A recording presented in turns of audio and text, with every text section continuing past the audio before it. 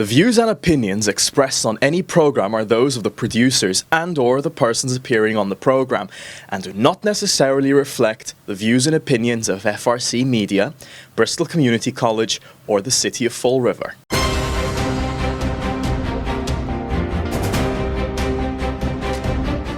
Good afternoon. Thank you for joining us here at FRC Media. I'm Keith Tebow. The election is coming up very shortly, and we're speaking to as many candidates as possible. So when you go to the polls, you'll make informed choices. The 8th Bristol District State Representative seat is the only local state representative seat which will actually have a new candidate, a new representative in 2025. State Representative Paul Schmidt has decided to step down. There are 5 candidates running in the race, and I'm pleased to be joined by one of them today, Manuel Soares Jr. Manny, thank you for joining me. I appreciate it. Keith, thank you for having us here. You know, the 8th Bristol District, when it comes to Fall River, there are only 3 precincts in Fall River. That is 1A, 6A, and 6B. So if you're in those precincts, you'll see Manny's name and the other candidates on the 8th Bristol District ballot. First of all, for people in Fall River who may not know you, tell us a little bit about yourself. Pretty sure just about everybody in Fall River knows me. I've been around a while, but for the people that don't know me, I grew up in Somerset. I have deep roots in the 8th District. I've operated my own business for the last 40 years in Bristol County, never really venturing outside of Bristol County, and staying mostly in the area of the 8th District, New Bedford, Freetown, Acushnet, Fall River, and Westport. So I can pretty much cover all the issues. I know many people, and I have a lot of friends and family that live in the 8th District. So you were elected a Westport Selectman in 2023, I believe, last year, correct? 2022. 2022. How has that role helped you maybe take this next step? I mean, how do you treat that role in terms of how you can translate what you do there to the 8th Bristol District? Well, as I'm on the campaign trail, I've mentioned I'm not a career politician, I'm a businessman. I did get involved in politics during COVID because I thought I could help. And I ran for the planning board seat in Westport against an incumbent, and I won.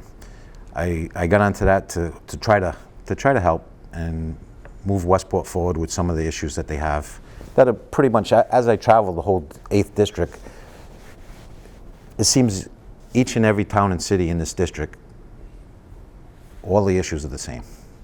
The affordability, the education, the environment, it's pretty consistent throughout the district. So at that point, going on the planning board, I started seeing some of the issues. We were coming out of COVID. We had, on a local level, governmental overreach and the Board of Health creating mandates. We actually, in Westport, our seniors, and we got a section that we need sewer and water in Westport. There's 3,000 customers for Fall River Water actually in that area.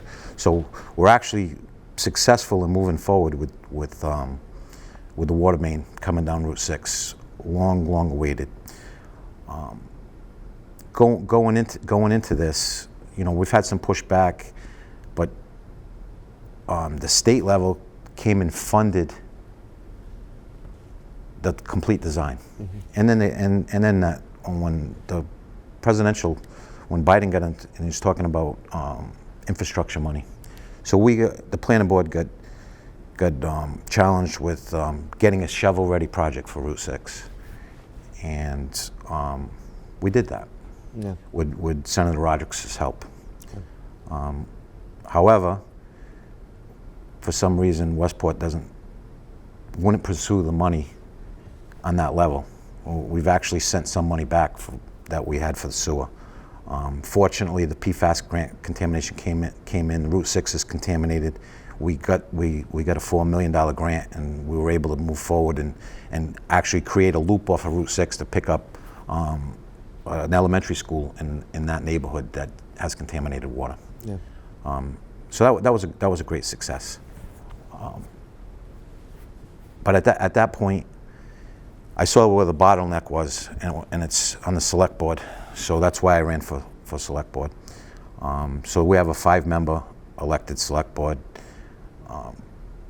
and they are the Sewer and Water Commissioners in Westport. So I've been trying to create a Department of Public Infrastructure in Westport. You might have heard some of the stuff. I've been hearing things on WSAR around about water bills in Westport. So one thing that really concerns me about that is, I guess the city councils, we've been negotiating to pay that water bill in Westport. Now the city council wants to go back to negotiations because Westport didn't pay their water bill. My problem with that is the Westport residences and businesses did pay the water bill. They paid it to the water commissioners and went into an enterprise fund in Westport. And on and about 2016, they were having issues, and the town administrator at that time went into negotiations, and they stopped paying on a bill, and they paid a certain amount when they tried to rectify what they thought the situation was. So when I got on the planning board and we were moving forward with this shovel-ready project, I reached out to actually the city of Fall River engineer, Danny Agia, who's a friend and colleague of mine since 1995 when I met him doing perk tests for me in Dartmouth. So he said, well, you got to get in touch with Paul Ferlin. I got in touch with Paul Ferlin, and I said, Paul, we're presently designing sewer and water down Route 6 in Westport to expand the line that's been brought in since 1986. Any tips or ideas what we need to do with the city of Fall River so we can keep this project going? And that's when it was brought to my attention. He said, can you pay your water bill? So I said, what do you mean? He says, well, Westport owes a past due water bill. I said, okay, I'll look into it. So at that time, one of the other candidates, Steve Ouellette, he's been I think he's been on the select board 25 to 27 years. Economic development, Route 6, he's the chair. Infrastructure Oversight Committee, he's the chair. So at that time I wasn't on the select board, so I reached out to Steve and I said, Steve, do the selectmen know that the water bill hasn't been paid? Oh, I'll look into it. So the next I know is he went to, I believe, the chair, that's the chair now on the select board, and mentioned it to her, and the next meeting I saw that it was a rumor. That's what they came out with, it was a rumor. So they thought it wasn't true? Right. All right. I want to move on. We have a limited amount of time. So Let me just ask you, the 8th Bristol District, which you're hoping to serve, you touched upon it before, but it's a really diverse district. You've got 2 sections of gateway cities, right? And then you've got, the full town of Westport and portions of Freetown and Acushnet. How do you feel you can handle that diversity, where you've got some urban issues in 2 communities and really rural and suburban issues in the others? I think the rural and suburban issues are pretty much throughout the whole district. We do have, city, the section of New Bedford is a really, I would say, a suburban part of it. Acushnet's more suburban. I am aware of all the other issues in the city part too, like the Maplewood section where my grandfather grew up, where I actually lived when I was born. That was the Aruta's farm back in the days, where the Eterno is and the mall is. That was the Tucker Street dump. We got the Watuppa, which is the North Watuppa is a reservoir. It's housed on both sides. There's residences that live in the Fall River side, residents that live in the Westport side. I think really it's common ground throughout the whole district. And as I've traveled through the district, one of the biggest things is they're talking about affordability and how hard it is to live here. After COVID, the inflation, another thing that's come up is offshore wind, solar, and my take on that is, I've been working a little bit with offshore wind to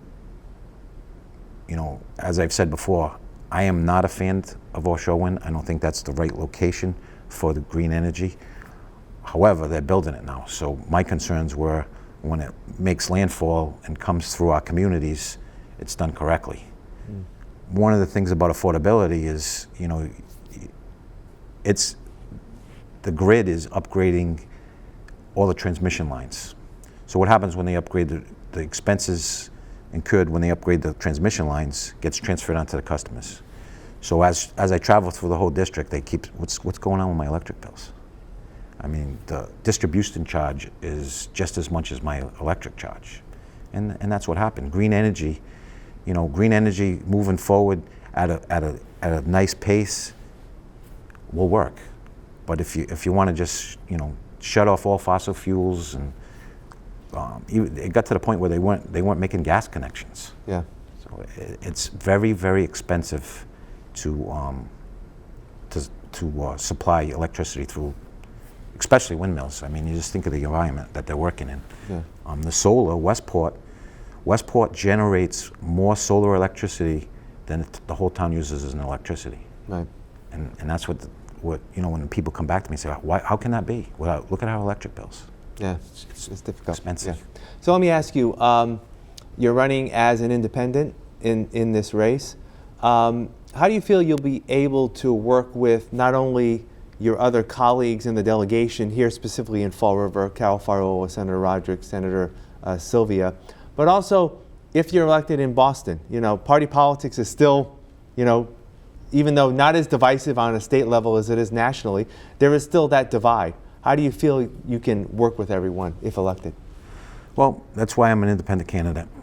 I want to be the voice of the people, and I want to be able to cross party lines.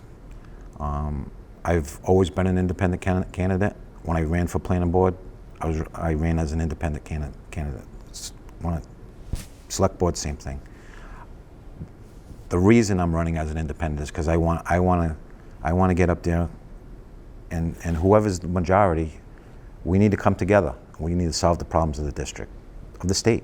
And I think, I went to school in Boston. My children went to school in Boston. Many of the people in the legislature are friends of mine. I'm friendly with Senator Roderick's on a personal level. Carol Fariola, her husband, City of Fall River, the mayor.